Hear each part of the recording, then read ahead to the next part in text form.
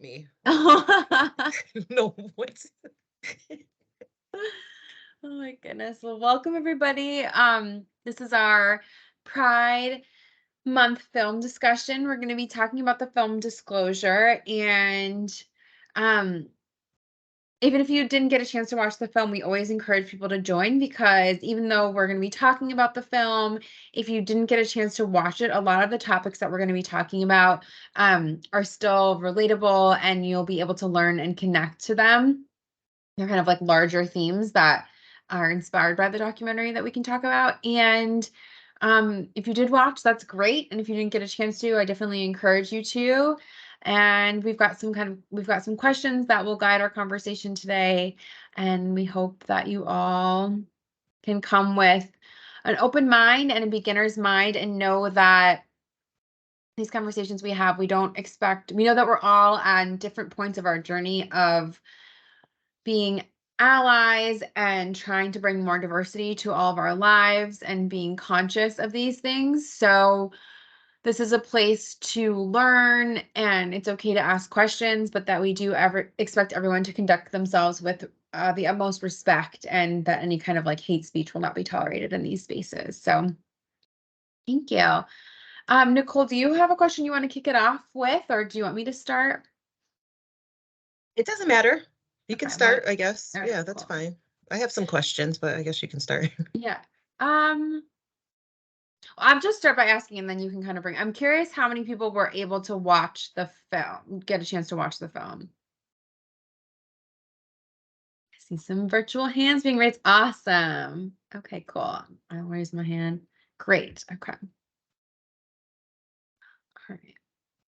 Nicole, we can kind of go back and forth if you want to start with your Yeah, question. sure. So Okay. I kind of wanted to start an interesting point for me in the film was when they asked about how many trans people do you know?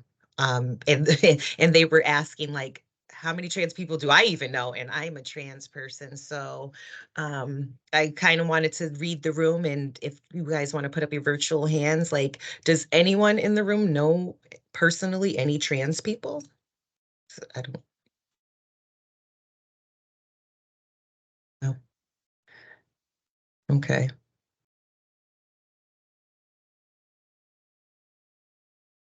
So it's quite a few people.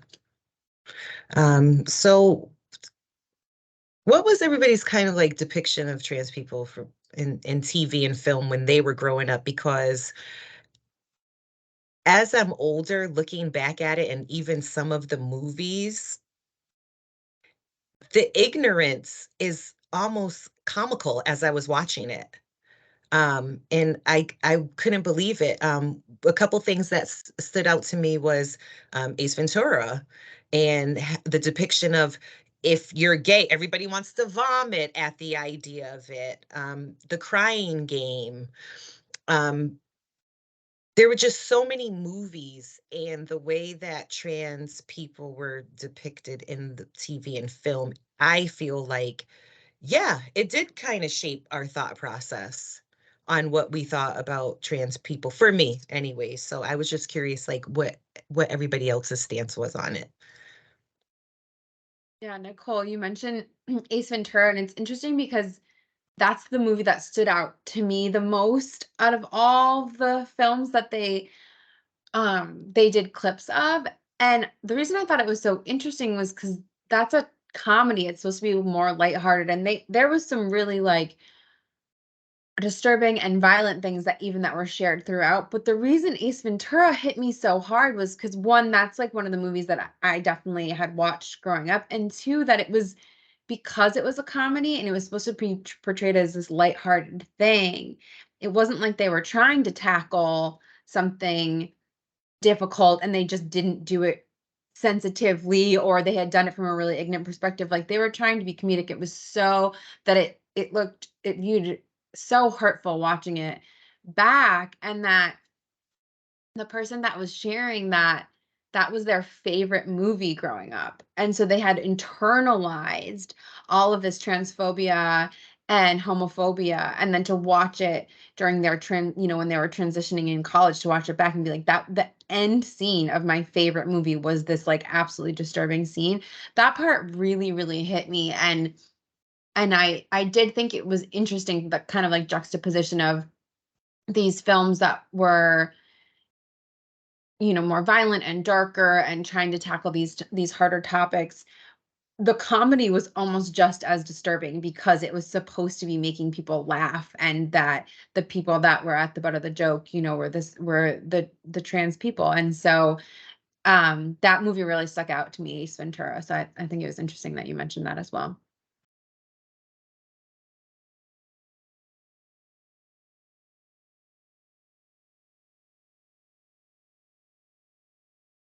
Did anybody else have any thoughts? Or you can type in the chat if you don't feel comfortable speaking, and we can always double back to it.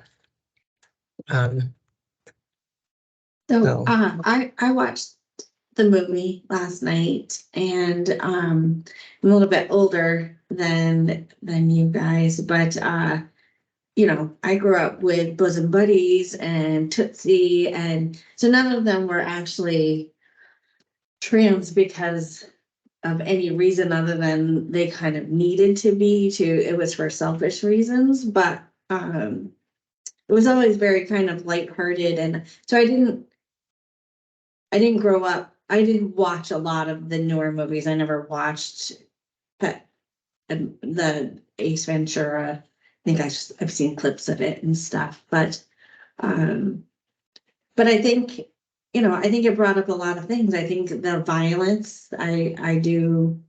Uh, all those movies where they've been killed so many times, or they're killed by the hormones that they're taking, or it is often a very sad ending in these movies. And to be honest, I have a very close friend in Michigan, in a very Catholic area, who's 6'3" and a trans man, and I'm terrified for him. And it's fascinating talking to him and getting to know him, because in this new we've been going through the journey together, which has been really nice. And he's like, I never realized how vulnerable you were as a woman. I never really got it until now I have a Kubotan, or some kind of weapon that I walk with at night because I could get jumped, and that's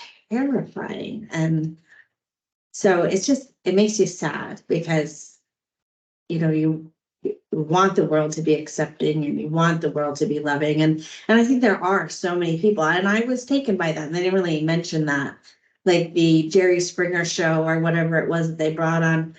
There were parents that were really loving. I mean, that one person said, God, I didn't even know that was an option, that you didn't have to give up your friends, or that a parent could be loving and accepting. But I think we need to give a lot more credit to the people who are allies and accepting. I think there's a lot more out there. I think we don't talk about the positive enough, I guess is what I'm trying to say. but do you think that's Gretchen, and you can feel you don't have to answer this, or anybody can answer this. Do you feel that's by design? I think movies and media go for the most attention grabbing. I think that's just the way things are. But I watched Orange is the New Black, and I thought it was really well done. And I really thought that hairdresser character was very full, and I wish there were more movies like that. And I think there will be. I think we're getting there, and I think the Northeast is a little bit more accepting, and a little bit more, Happy Valley, that kind of stuff. But I just think us as a nation or whatever, I think we talk about all bad things. I don't think we focus on the positive enough. I think we talk about dysfunction. I think we talk about, anxiety. I think we talk about all these identifiers of negativeness, and I don't think we talk about the positiveness nearly as much. Like somebody who has autism, has amazing strengths, but we don't talk about that. We just talk about where are you on the spectrum? Are you nonverbal? Are you functioning? Where are you? We don't say, oh my God, this person is amazing at math. I just don't think we talk about the positives in our society overall. anywhere near enough. Another interesting thing I thought about the film, because I was actually talking to someone who's a part of the LGBTQ AI plus community yesterday, and because I was trying to actually get a trans person here today to join us on the film discussion, just to have some questions answered, and so I said, well, maybe I can do a well, first of all, he didn't even want to, he's like, am I going to be filmed? I'm not doing it. So that was like, I was like, oh my God, you still have some kind of, I don't know if it's shame or don't want to be looked down at. So he wanted to hide. That was first of all. So he's like, well, I can't do it, but I can probably get you together with some people who will. And I said, cool. And I said, well, maybe I can set something up in a couple of weeks. I know that Pride Month will be over, but we're really trying to focus on not having to celebrate things when the month is. It doesn't matter. We can celebrate Pride all year long. So while we're talking, he says, Nicole, if people are going to do these panels, especially in the gay community, do you think you could get them paid? Because the trans community, nobody wants to hire them and they're not getting any work and don't have any money. And I was like, wow. So then now going back and watching the film after I had that conversation with him, it's a recurring theme and it was kind of sad. Do you know what I mean? So that was another thing that resonated with me in the documentary.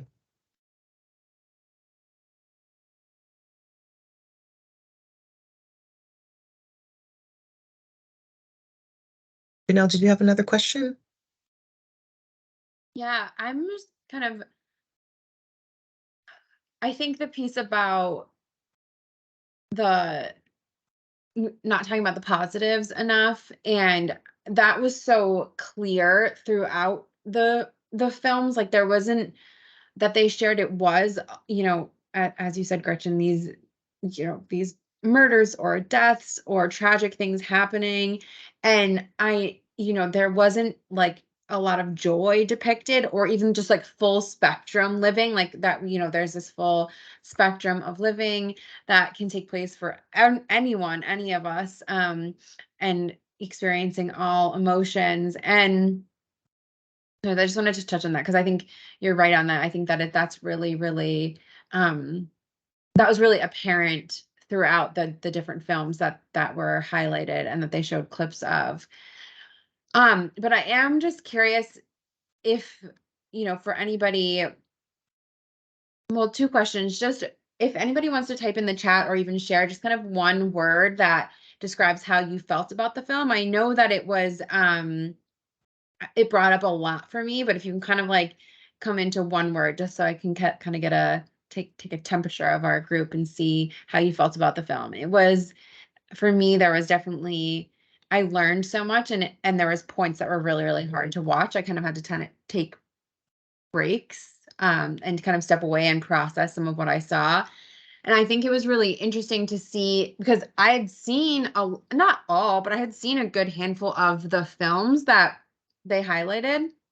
But I thought there was something so powerful and also hard to watch with all the clips together, back to back when they were talking about these harder topics. So just kind of curious to hear how everybody felt, maybe in a word or two.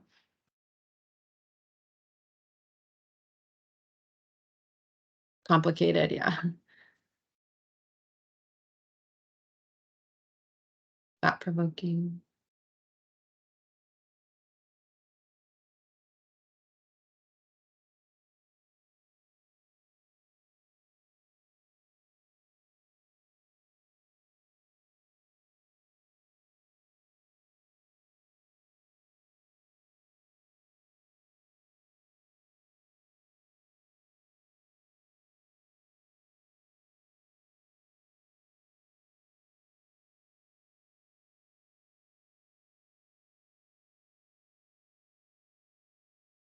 Laverne Cox was, yeah, so amazing. So complicated, thought-provoking, eye-opening, Laverne Cox. Thank you, everybody, for sharing.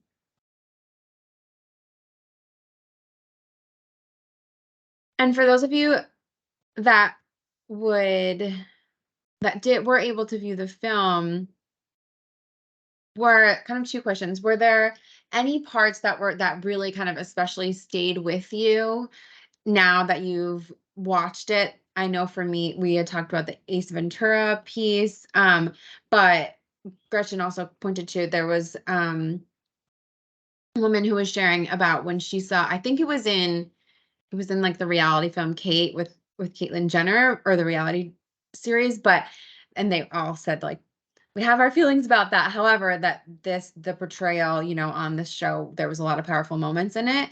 And there was that dad who was describing their child. He was like, if you have a trans child, you have a unicorn. And he was so positive, and he was speaking about his child in this amazingly positive way. And then the woman that they were interviewing, just as you said, Gretchen, was saying that I didn't that she had to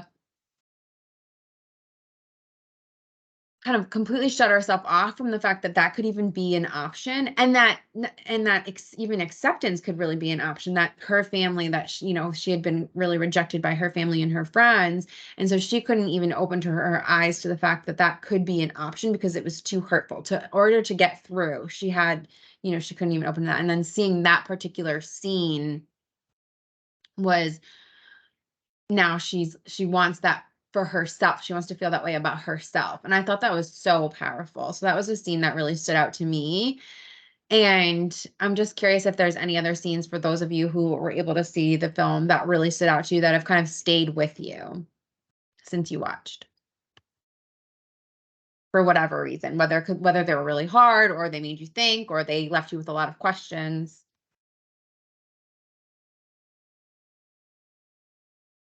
I think when they were talking about Transparent, um, which is a show that I really enjoyed quite a bit, um, I think that sort of, for me, served as kind of like an apt sort of representation of the entire problem, because like there's really good representation of the trans community on the show, but the person who is the sort of the main character is an incredibly problematic cis straight man.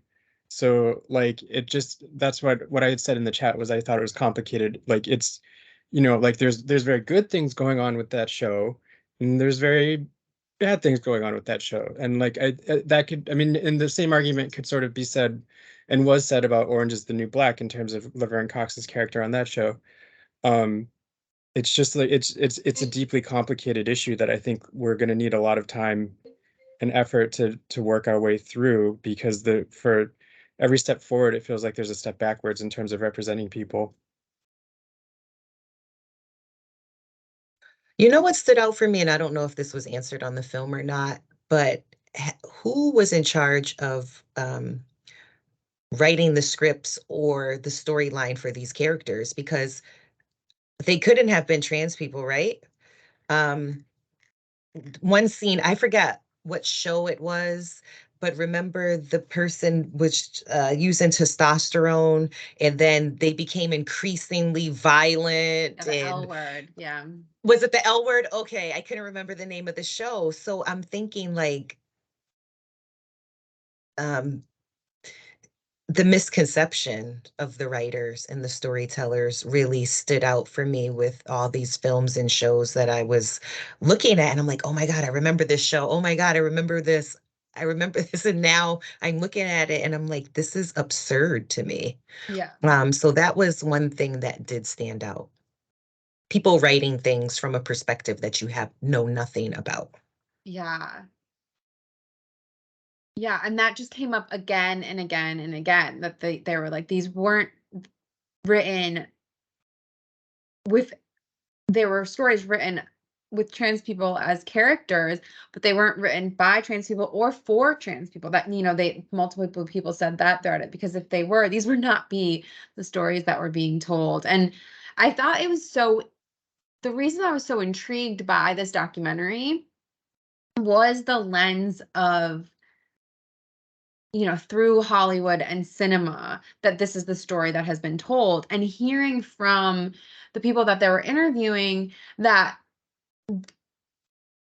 these stories both helped them throughout their lives, because that's a lot of them, the only exposure that they had to connect with them, what they were feeling within themselves, was what they were seeing on screen, right? So it opened up this possibility of, oh, like, to find that within themselves. So it talks about, like, it speaks to, like, how representation is so important, for us to see ourselves if you live somewhere where you're not seeing that anywhere. And if that is so important and people are identifying with what they see on screen, it is such a responsibility to be doing that in a respectful, educated way. And so it was like this really interesting paradox of, the representation is so important, and even when it was done really poorly, it did give a lot of these people who were children at the time, like, it opened their imaginations to be able to like identify something within themselves that they were feeling, and that they also internalize a lot of the negative aspects of it. So I thought that was so interesting, and that the piece that they said that, Nicole started with, that a lot of people don't even know a trans person in their own personal lives.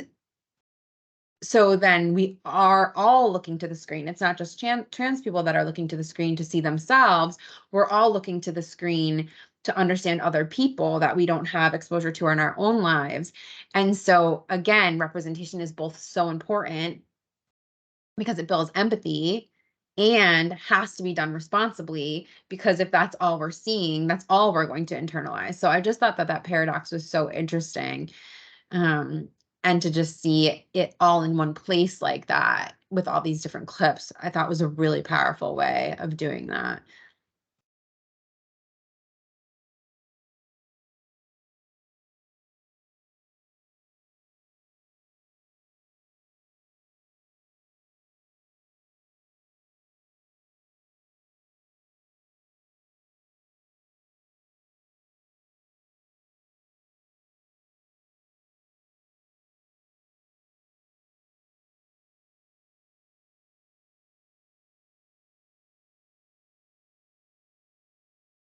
Does anybody have any other kind of points that really stood out to them about the film? Some people had some things to say in the chat. Yeah. The portrayal of trans people has been historically irresponsible and very internalized. And then someone else said, yes, I agree, especially when they brought up the show's the L Word. So Mm-hmm. It's so interesting with the L Word too, because I had watched some of it when I was younger. And I think it's kind of been, maybe not now, I don't know, but like at the time was touted as this really progressive show. So then to go back and hear that there was like these like people that were still portrayed in a way that was very problematic and hurtful. Um, and I think it always makes me think it's interesting too, because like I said, at the time that was really progressive, and then now we know so much more, and so we go back and look, and then um it'll be interesting 20 years from now to look at the things that now we think we're doing such a good job, and just we learn so much more, and that's part of this growth and progression, and I think that that's just like good to name and understand. But as Nicole said, a lot of that gets taken care of when it's people who are living those lives who are part of the storytelling, because then they're telling it, it's not yeah, somebody else trying to tell someone's story. Oh, Tom, you have your hand raised. Yes, thank you. Thank you for putting this on. I did not get a chance to see the film, but I'm definitely going to watch it. I did think about a recent film, well, it's about 8 years ago. It's not too recent. The Danish Girl, which starred Eddie Redmayne, and how he portrayed a trans. Well, it was one of the first gender reassignments in history. He portrayed that woman who became a man and transgender. And I know now recently he talked about that he said it was a mistake making that film. why did they have, a straight man play that role?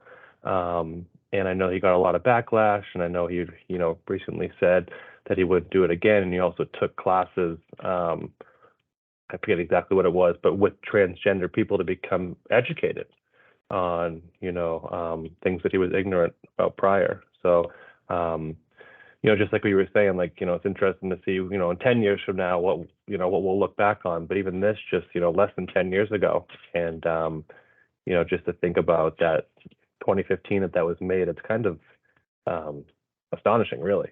Yeah. So yeah, I just wanted to mention that. Thank you. That might have been one of the films that they highlighted, and they actually, Tom, it's so interesting. They had a portion of the documentary where they talked specifically about that, because there's several films that they highlighted. Dallas Buyers Club was one, and I'm forgetting a few others. And these cis men were winning winning awards for their portrayal of the trans community. And I thought this was so interesting, because it's like a surface level, we can kind of all see now, like that's not a good job of representation. But there's this layer to it that I had never thought about before, that one of the people that was being interviewed shared, that said that doing that actually perpetrates violence towards the trans community, because it if it was because when people see them on when they see this portrayal on screen, and this person that's kind of playing a trans person, and they're dressed that way, and their makeup's done that way, and they're showing this transition, and then at the award ceremony they're seeing a cis man looking the way that they look, it's kind of like and that's very, very different than seeing Laverne Cox look like Laverne Cox in the show, and then go win her award, and she looks like Laverne Cox, and she's all glammed, and she looks that way. And that kind of like juxtaposition of these men playing trans women on screen, but then living as men in real life, has this connection to the violence that's being perpetrated, because it's kind of they talked about this, like, this theme that was coming up about kind of people not disclosing, and people, and whether they should have to disclose or not, or feeling people that are transphobic feeling like there's some kind of like they're being duped, or there's some kind of like trick being played on them, that it's a man dressed up as a woman. Whereas if you see Laverne Cox, she's always Laverne Cox, like that doesn't have that feeling towards it. And so that I mean, the woman in the movie explained it so much better than I am, but that this is kind of perpetrating the violence, to kind of see these men dressing up as trans women on screen, and then appearing as themselves again at the award ceremonies. And that's a nuance I had never thought about before. So it's like goes even deeper with how problematic this is, to have people representing communities that they're not a part of on screen. Thank you, Janelle. You're welcome. Oh, Vanta, you have your hand raised. I hope I'm pronouncing your name correctly. Yes, so I just want to piggyback on that, like how Yeah. like a lot of like straight actors are played to be a gay character. So the amount of time like trans people and gay people are on screen, the only time they are on screen is so for like non-transgender, non-gay people to be taken advantage of, because there are a lot of like gay people, trans people in entertainment, but they are not being utilized as they should be, but rather to have like a cis straight person doing the role that they should be played. So they're taking advantage of it. And then also the only time they're on there, if it's a real person of gay or trans, they will always the butt of the joke. Right, exactly. Yes. And they showed that, they had clips of that where it's always the butt of joke. And then just as you said, and it goes back to what Nicole said, if the trans community and trans people are struggling to get work, and then we're giving jobs about their stories, to people that aren't even part of that community, then they're also not getting paid, and they're not, those are jobs that could be going to people from the trans community. So yeah, thank you for sharing that.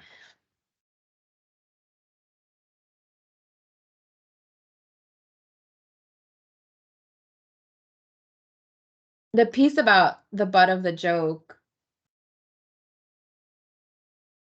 that came up again and again, you know, and we had touched a little bit on how the humor to me, the comedy pieces were just like so hurtful because that was supposed to be, you know, we're all supposed to be laughing at that. And they just had these back-to-back clips of, you know, these really, really hurtful jokes and people like vomiting. And that became this whole trend in comedy for people to vomit at the sight of a trans person or learning that a person is trans. And um It's interesting so, because Thomas said it could be correlated with blackface, and they yeah, actually do mention that in the documentary that's right. with Birth of a Nation and how they Yes. were doing blackface and stuff like that. So when you when you watch it, I'm curious to see what you think about it because it really was a good documentary.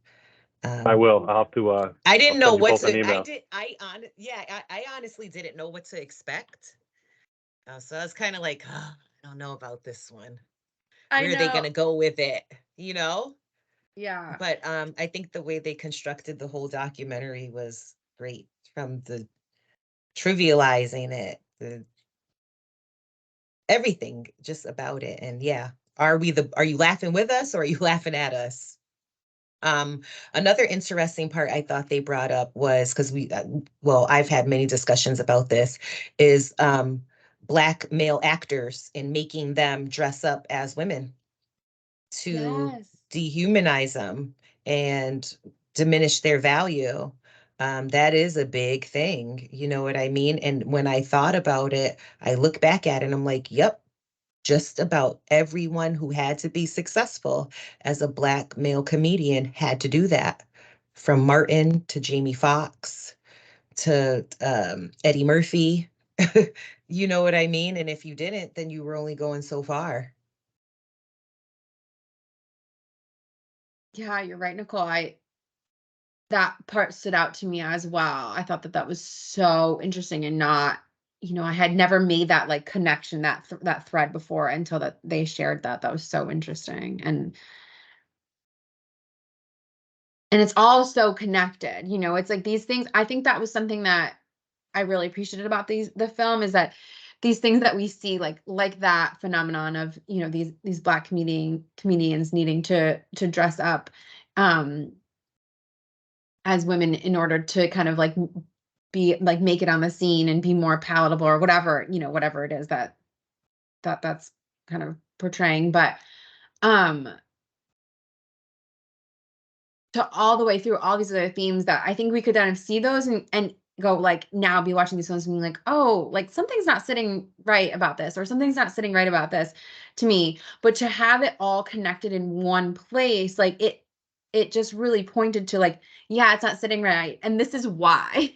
Like this is why it's not sitting right with you. It's like they really were able to make those connections. And I really appreciated that so much to have it all in one place, these films, and now to be able to really like identify as I'm consuming media and to really be able to identify like, oh, like that's actually really problematic, or like this is or I can like, you can see that this was probably written by somebody from the trans community, or even like checking before, you know, like really like looking like even this documentary, when we were kind of talking about it, I like seeing that Laverne Cox was an executive producer. It's like, okay, like she's telling her story here, you know, from the community. And so because they even talked about that in which Paris is Burning is another one that I want to watch, and that kind of came up on my list as I was trying to find a documentary for us all for this month. And it's on HBO Max, so I tried to go with something that I thought maybe more people had Netflix, but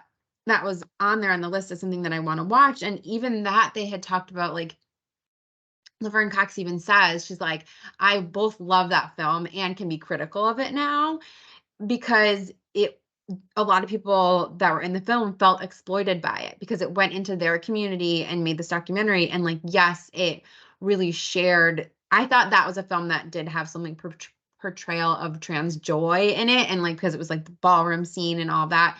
But some of the people that were portrayed in the documentary felt exploited by it because it was somebody else coming in and telling their story. And then they didn't see any profit of that. And so, you know, to really have this be able to have this critical eye now in terms of the media that we are consuming and celebrating, and to be able to make educated choices about that. I thought, I feel like kind of like I have a better toolkit going forward to be able to do that.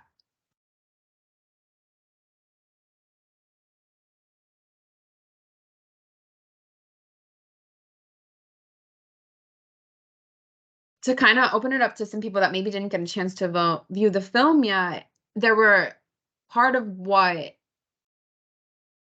a theme and a thread going through of all the different highlight or clips from different films that they showed and discussed were stereotypes, and that it's really just kind of been this trans stereotype that has ended up in all of these different films, and that it's not painting this full picture of trans life, and that even to the idea of having men play, or somebody who's not trans play a trans person on screen, then it's only portraying their transness. It's not, then it's only about that. It's not actually about the character and this fuller character development and this fuller life story. And so I am just curious, as we've talked about this, I think a few other people have pointed to other films, if you can kind of think of now that through this discussion or through watching this film, other stereotypes that are really portrayed on screen in terms of representation that you're going to kind of look out for now or be more aware of.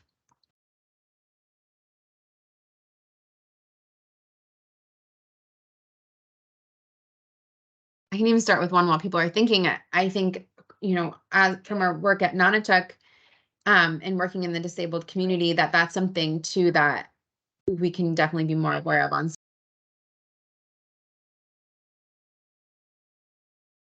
I think another thing to be more generally aware of is how to address somebody, because a lot of time when we suspect someone who's trans, we aren't fully aware how to address them. Should we call them like the right pronouns? But then if you're not exposed to someone who's trans or part of the community, like how do you go about that? I think that's one of the main thing we need to like learn more about, is how to address someone if you have questions about them, not in a negative connotation, but just like a curiosity, like so you won't offend them on purpose or by accident.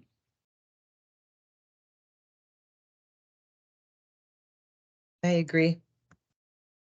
Thomas? I was just gonna say, obviously we had mentioned, keeping an eye out for, cis men or women playing, the opposite, playing a transgender man or woman, keeping an eye out for those type of things. But also too, like, people like trying to copy somebody's dialect, right? Like I know the show Schitt's Creek has a Indian character, and I'm not positive, but I'm not sure if that's his real accent, but things like that, right? That's not okay, right? People shouldn't be, trying to do anybody else's dialect, right? That's not okay. That's almost like a microaggression racism. So even just keeping an eye out for those type of things, people, trying to pretend like they're talking like somebody else. It's the same as, if somebody had a speech impediment or somebody has apraxia of the speech, those kind of things, right? It's just things to keep an eye and an ear out for. Yeah, and we've seen a huge arc and transition from people playing people with disabilities on screen to now better representation of, somebody with Down syndrome actually being played by somebody with Down syndrome on screen, and that the work should be going to those people, right? This extends to a lot of different communities. But I think one thing that this film has made me more aware of is that it's not just the representation, but what stories are being told, right? Like, so kind of going back to some of those films that maybe had, a person with disabilities actually playing that, a person with disabilities, or, somebody with Down syndrome or somebody with autism. But what's this also what's the story that's being told? And is it further, perpetrating stereotypes, or is it, just about something negative? Is it including, their whole personhood and all this stuff? I think is just it's like another layer to be looking at that I hadn't thought about previously. Like, what stories are we telling? Not just about including people on screen, but also what stories are being told, because the stereotypes can just continue.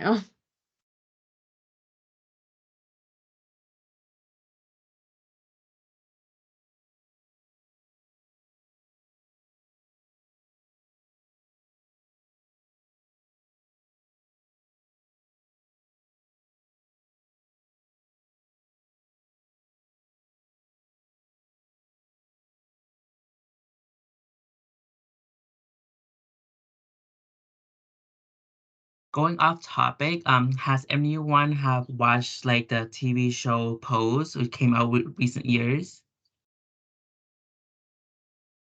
No, Because but yeah, go ahead. yeah, because basically it was centered around like the 80s, 90s, I believe the AIDS epidemic, but like the main cast is about trans people. I think her name was Dominic Jackson. So she was like actually one of the main character, and I believe she is trans. And I think like it's about her telling the story. Like minus all like the drugs and the sex in the show, that because it's a TV show, but it shows their point of view and how they struggled during that time era, especially with the AIDS epidemic.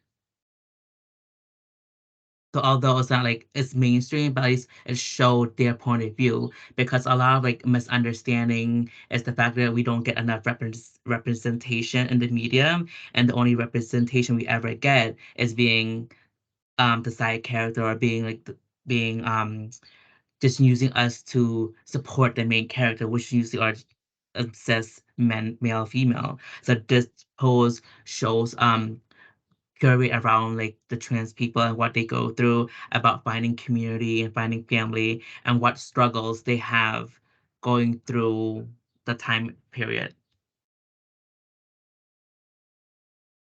Yeah, and that was one of the shows that they highlighted as like a really positive show on the, in the documentary. And there was even, at least one actor who was part of the documentary. So that I put that on my list, and I think it's on FX. And I think that was one of the things that they were saying too. It's one of the first shows like on mainstream like television, not kind of like on a obscure streaming platform or something, that really was telling these stories. So that's really cool. I want to watch that. Yeah, and I do think some more shows are becoming more progressive.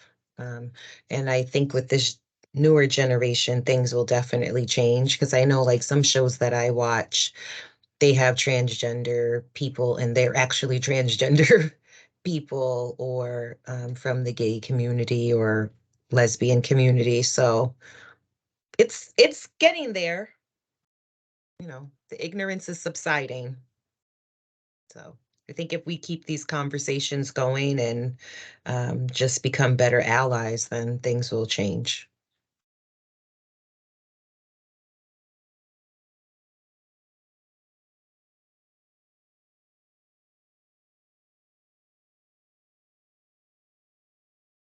Sorry, I had to cut out for a minute, but I'm not sure if anybody talked about Queer Eye. I think it's on Netflix. Oh yeah. It definitely is very positive. It used to be Queer Eye for the straight guy, then it transformed to Queer Eye. And I love watching them because they're so emotional and they're so poignant, but also quick. It's not a movie. It's, so it's easier for people who are busy, but the hair, I don't remember any of the characters' names, but the one that does hygiene, he often, he's more often in a dress, where the rest of the presenters, or whatever you call them, are more masculine in their appearance. But they all talk about their coming out, and that, they've done shows with people who are transitioning, and really bring out the struggles, but in a very positive, happy. I guess I more gravitate towards the positive and happy. Like, I just want to, I want to focus more on that. I think everybody could focus more on that. And so, it's how to, they go over culture, and they go over food prep, and they go over, dressing and all that, for people who are really kind of lost, and that could be anybody. But anyways, I would highly, highly recommend it if somebody doesn't want to watch anything really heavy, but be more educated. Thanks, Gretchen. Yeah, I love that show. And that's Jonathan Van Ness. He has a podcast too. He's amazing. I love him. That's good. I And we're kind of getting close to the end of our hour, and Nicole, I'll throw it back to you in a second. But one, I just wanted to say I really appreciate you all for coming to both this conversation and this documentary with such an open mind. As I was watching it, there's a lot of scenes. The documentary itself, the people talking and stuff like that isn't, I think is really accessible. But the scenes that are from just common media and Hollywood can be really uncomfortable. And some of them can be really triggering. There's some violence in it. There's nudity in it. And so I was watching it going, this is so important. And can we do this? Like, can I recommend this as our film? So I just really appreciate you all for just coming to this with such open mind and open hearts and because I think it's really important. And just kind of on that note, I'm curious if there's anything that you learned from watching this film or from this conversation, or even just, from around this topic, something that you wish everybody knew or everybody could take away. Like if you were like, everybody needs to watch this film or everybody needs to be more educated about trans rights because, what is the kind of your takeaway that you wish you could share beyond this group?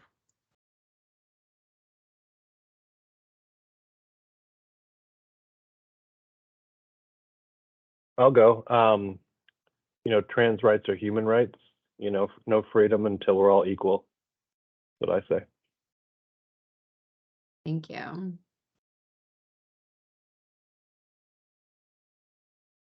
I would say trans people have feelings, and we need to value that.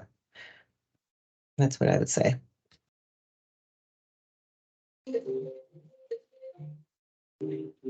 Nicole.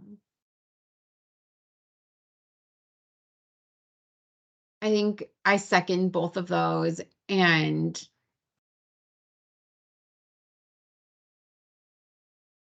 just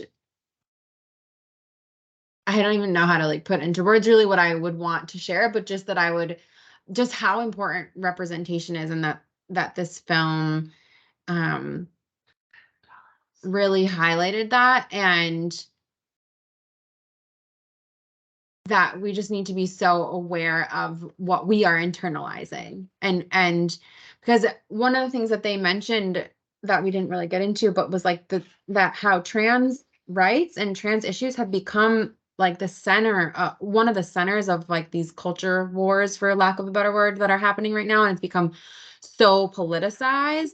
And I think what this film really does is asks people to take a step back and look at what they've internalized from what they've taken in over their lives. And I think that that's a really important message to kind of all take a step back and look at where my views even coming from and how did these get formulated. And so I think that this film really poses those questions, and I would love to see more people taking a step back and trying to understand where their judgments and their views and their stereotypes are even coming from. So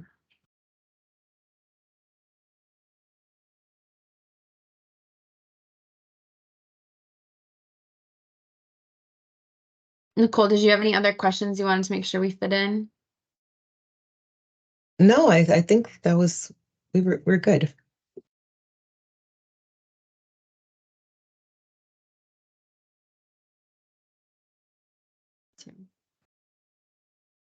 Well, thanks everybody for being here. Like I said, I really appreciate it. And yeah, just more of these conversations coming your way. And as always, just thanks everybody for coming with such open minds and being so open and honest and respectful. You're welcome, and thank you for doing this. Good to see everyone. Nice to see everyone.